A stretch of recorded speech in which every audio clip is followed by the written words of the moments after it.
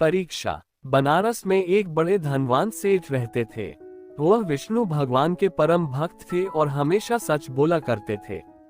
एक बार जब भगवान सेठ जी की प्रशंसा कर रहे थे तभी माँ लक्ष्मी ने कहा, स्वामी, आप इस सेठ की इतनी प्रशंसा किया करते हैं, क्यों ना आज उसकी परीक्षा ली जाए और जाना जाए कि क्या वह सचमुच इसके लायक है या नहीं।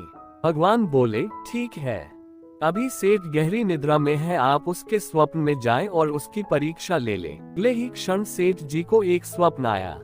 स्वप्न में धन की देवी लक्ष्मी उनके सामने आई और बोली, हे मनुष्य, मैं धन की दात्री लक्ष्मी हूँ। सेठ जी को अपनी आंखों पर यकीन नहीं हुआ और वो बोले, हे माता, आपने साक्षात अपने दर्शन देकर मेरा जीवन धन्य कर दिया है। बताइए, मैं आपकी क्या सेवा कर सकता हूँ।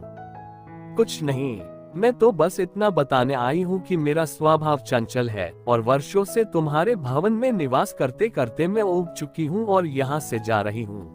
सेठ जी बोले, मेरा आपसे निवेदन है कि आप यहीं रहे, किंतु अगर आपको यहाँ अच्छा नहीं लग रहा है तो मैं भला आपको कैसे रोक सकता हूँ। आप अपनी इच्छा अनुसार जहाँ चाहे जा सकती हैं। और माँ लक्ष्मी उसके घर से चली गई।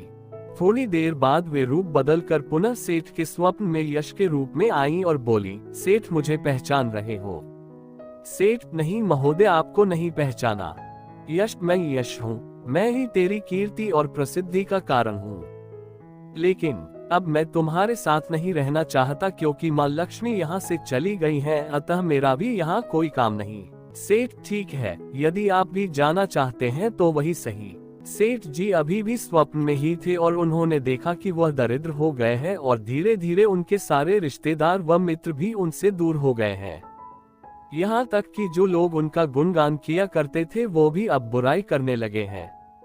कुछ और समय बीतने पर माँ लक्ष्मी धर्म का रूप धारण कर पुनः सेठ के स्वप्न में आई और बोली, मैं धर्म हूँ। माँ लक्ष्मी और यश के जाने के बाद मैं भी इस दरिद्रता में तुम्हारा साथ नहीं दे सकता, मैं जा रहा हूँ। जैसी आपकी इच्छा, सेठ ने उत्तर दिया और धर्म भी वहां से चला गया। कुछ और समय बीत जाने पर माँ लक्ष्मी सत्य के रूप में स्वप्न में प्रकट हुई और बोली, मैं सत्य हूँ। लक्ष्मी, यश और धर्म के जाने के बाद अब मैं भी यहाँ से जाना चाहता हूँ। ऐसा सुन सेठ जी ने तुरंत सत्य के पांव पकड़ लिए और बोले, हे महाराज, मैं आपको नहीं जाने दूंगा।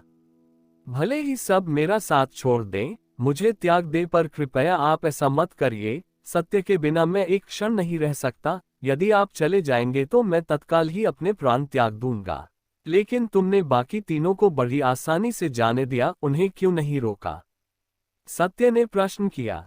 सेठ जी बोले, मेरे लिए वे तीनों भी बहुत महत्व रखते हैं, लेकिन उन तीनों के बिना भी मैं भगवान के नाम का जाप करते करते उद्देश्यपूर्ण जीवन जी सकता हूँ। परंतु यदि आप चले गए तो मेरे जीवन में झूठ प्रवेश कर जाएगा और मेरी वाणी अशुद्ध हो जाएगी। भला ऐसी वाणी से मैं अपने भगवान की वंदना कैसे कर सकूंगा? मैं तो किसी भी कीमत पर आपके बिना नहीं रह सकता। सेठ जी का उत्तर सुन सत्य प्रसन्न हो गया और उसने कहा, तुम्हारी अटूट भक्ति ने मुझे यहाँ रुकने पर विवश कर दिया और अब मैं यहाँ से कभी नहीं जाऊंगा। और ऐसा कहते हुए सत्य अंतर्ध्यान हो गया। सेठ जी अभी भी निद्रा में थे। थोड़ी देर बाद स्वप्न में धर्म वापस आया और बोला, मैं अब तुम्हारे पास ही रहूंगा क्योंकि यहाँ सत्य का निवास है। सेठ जी ने प्रसन्नतापूर्वक धर्म का स्वागत किया। उसके तुरंत बाद यश भी लौट आया और बोला, जहाँ सत्य और धर्म है वहाँ यश स्वतः ही आ जाता है, इसलिए अब मैं भी तुम्हारे साथ ही रहूंगा। सेठ जी ने यश की भी आप भगत की और अंत में माँ लक्ष्मी आई। उन्हें देखते ही सेठ जी नतमस्तक होकर बोले, हे देवी, क्या आप भी पुनः मुझ पर कृपा करेगी? अवश्य, जहाँ सत्य, धर्म और यश हो वहाँ मेरा वास निश्चित है।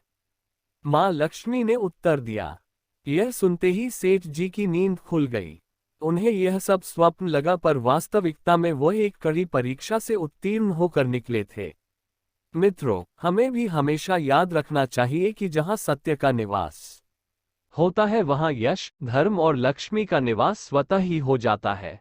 सत्य है तो सिद्धि, प्रसिद्धि और समृद्धि है। मित्रों, कहानी पसंद आई तो कृपया लाइक और शेयर करें और मेरे चैनल को सब्सक्राइब करना ना भूलें।